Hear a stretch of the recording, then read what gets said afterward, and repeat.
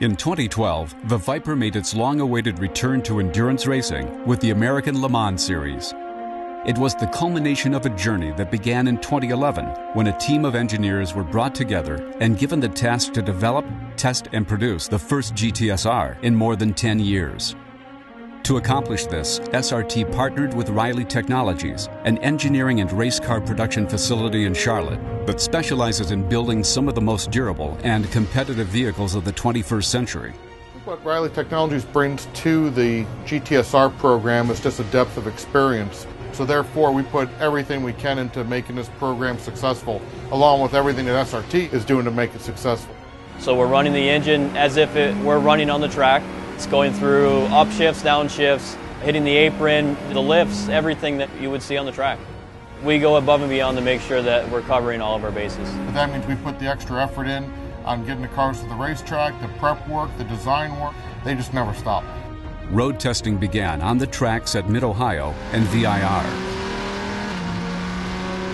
Just 4 short months after its public debut in April 2012, the Viper GTS-R arrived at Mid-Ohio, the first of 4 races in a condensed test season. Confidence was high for the full season ahead. In July, I would have told you that we just wanted a finish, but now we actually have a real shot at putting some good numbers on the board, so our goalpost has moved. We want to do well, and next year, it's on. The 12 Hours of Sebring, a 12-hour endurance race, ended in a completed race for both vehicles. The series continued with Long Beach, one of the shortest and most aggressive races in the ALMS season. The team did not disappoint. Mark Goossens and Dominic Farnbacher piloted the 91 to SRT's first podium finish. At Laguna Seca, SRT faced both challenges and encouragements, though they experienced a setback when the 93 was forced back to the paddock with mechanical difficulties. The 91 finished the circuit, placing 5th. There's no such thing as overanalyzing in this business, and literally every single person will be looking at their role and what they've learned, where we've made mistakes, what we can improve on, new ideas, and at some point you have to sort of lock those in and move forward. But the period now is to try to improve as much as we can still. We're still in a development phase, but also just get really prepared and rehearsing what we're going to see at Le Mans. After months of anticipation, the 24 Hours of Le Mans had arrived, the most celebrated race in the world, a demanding circuit that requires strategy, preparation, and stamina. The Viper's last runs on the course are echoes of SRT legend. Team SRT was determined to continue the Viper's legacy. As the 24-hour race ensued, both Vipers followed a strategic plan, meeting the team's expectations. As the race continued into the night, the drivers adapted to the change in light. Dawn cast its glimpse of a new day, and with it came a new set of challenges. The preparation paid off. After 24 hours of intense competition, both Vipers successfully completed the grueling contest. The finish was a positive sign for the remainder of the series to come. Lessons learned on the Cirque de la Sarthe laid the groundwork for the team's strategies ahead.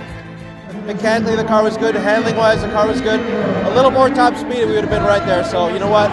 Huge gains, a whole season in one day, nothing like it. The 4th round of ALMS competition took the GTS-R team to Lime Rock Park in Connecticut.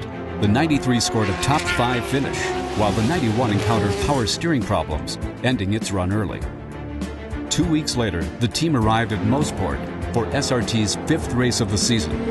In its best performance since returning to ALMS, the team captured its first double podium finish.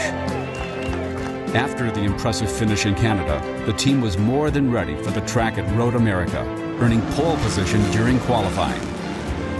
SRT owned the weekend with a win for the 91, the first for a factory-backed Viper since 2000. Baltimore, a street race through the heart of the city. For the 2nd year in a row, SRT was the presenting sponsor of one of the most popular races of the series. SRT continued to push forward at Circuit of the Americas. The 91 finished 5th, and Bomarito and Whitmer raced the 93 to a razor-thin 2nd place finish. coming in less than a second behind the winner. The push to the series end continued at VIR, with both Vipers finishing strong. The 2013 ALMS season came to an end at Petit Le Mans. Team SRT reflected on the season as it successfully finished the endurance race.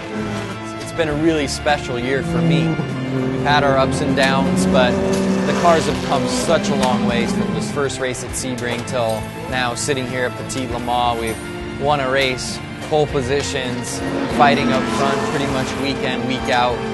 If we're all maximizing our individual capabilities and working together properly, we will be successful. And that's winning. You know, motorsports, it's all about winning races and winning championships, and we're all here for the same thing. And it's all coming together, but it's really been a special year, and you know, we're excited for the future. For the team behind the GTS-R, 2013 wasn't just about checking off wins. It was the culmination of a journey and the result of months of strategy, teamwork, and passion. Every race, every moment, each driver and team member's contribution will be a part of the celebrated legacy of Viper Racing.